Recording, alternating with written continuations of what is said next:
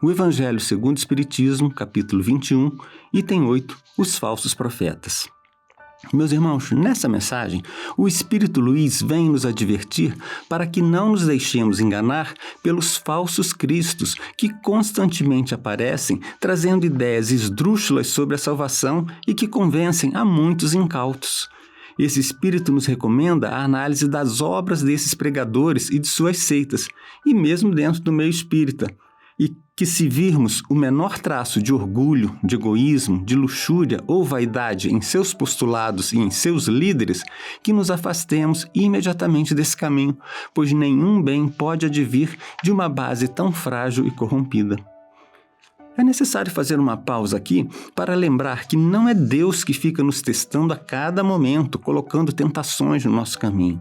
São as nossas imperfeições que nos tornam vítimas dessas tentações.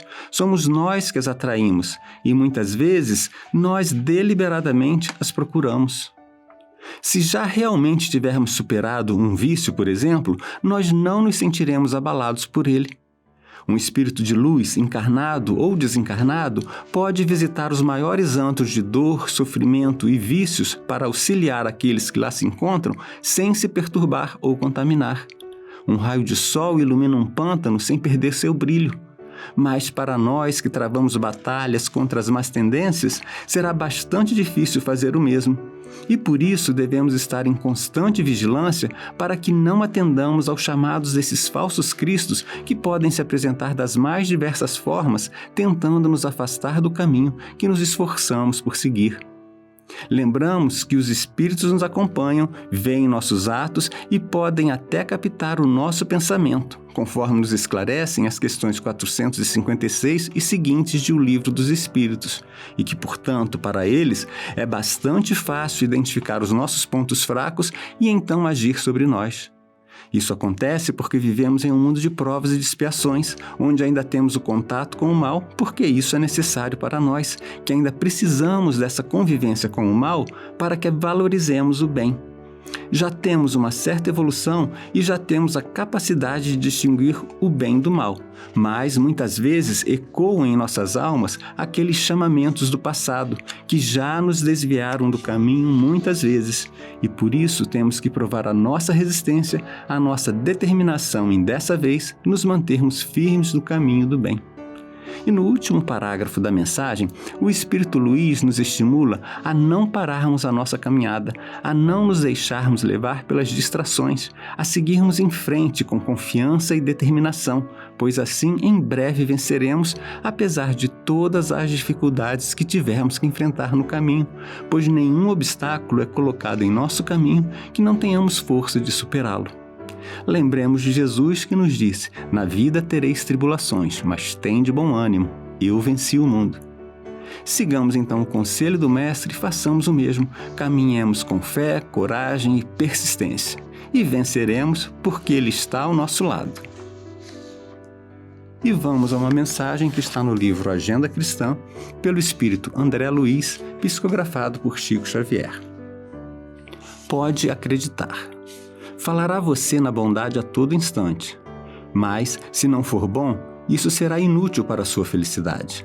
Sua mão escreverá belas páginas atendendo à inspiração superior. No entanto, se você não estampar a beleza delas em seu espírito, não passará de estafeta sem inteligência. Lerá maravilhosos livros com emoção e lágrimas. Todavia, se não aplicar o que você leu, será tão somente um péssimo registrador. Cultivará convicções sinceras em matéria de fé. Entretanto, se essas convicções não servirem à sua renovação para o bem, sua mente estará resumida a um cabide de máximas religiosas. Sua capacidade de orientar disciplinará muita gente, melhorando personalidades. Contudo, se você não se disciplinar, a lei o defrontará com o mesmo rigor com que ela se utiliza de você para aprimorar os outros. Você conhecerá perfeitamente as lições para o caminho e passará, ante os olhos mortais do mundo, a galeria dos heróis e dos santos. Mas se não praticar os bons ensinamentos que conhece perante as leis divinas, recomeçará sempre o seu trabalho e cada vez mais dificilmente. Você chamará a Jesus Mestre e Senhor. Se não quiser, porém, aprender a servir com ele, suas palavras soarão sem qualquer sentido. E elevemos, então, os pensamentos numa prece. Jesus, amigo, creio em ti e em teus ensinamentos, e na medida do possível busco colocá-los em prática em meus atos diários, pois se não buscar minha transformação moral, tendo por base teu exemplo, de pouco me adiantará de ter conhecimento das leis divinas, e se não aplicá-las primeiramente a mim, serei qual os hipócritas que tu diversas vezes desmascaraste. Em nossa jornada na matéria, somos influenciados por outras mentes, de encarnados e desencarnados, assim como também podemos servir de modelo para aqueles que nos são próximos. Fortalece então nossa vontade, Mestre, para que não venhamos a nos transformar em falsos profetas, apregoando virtudes que estamos longe de possuir ou irresponsavelmente divulgando informações cuja procedência e veracidade desconhecemos. Inspira-nos a exercermos maior vigilância sobre os nossos pensamentos, palavras e atos, conscientizando-nos do impacto que temos sobre os nossos irmãos. Uma simples palavra tanto pode ser a fagulha que detona uma explosão de violência, quanto o elemento catalisador de uma corrente de solidariedade. E essa escolha será sempre nossa. Que saibamos, então, optar sempre pela conciliação, pela harmonização, pela paz em nós e no mundo. E que assim seja.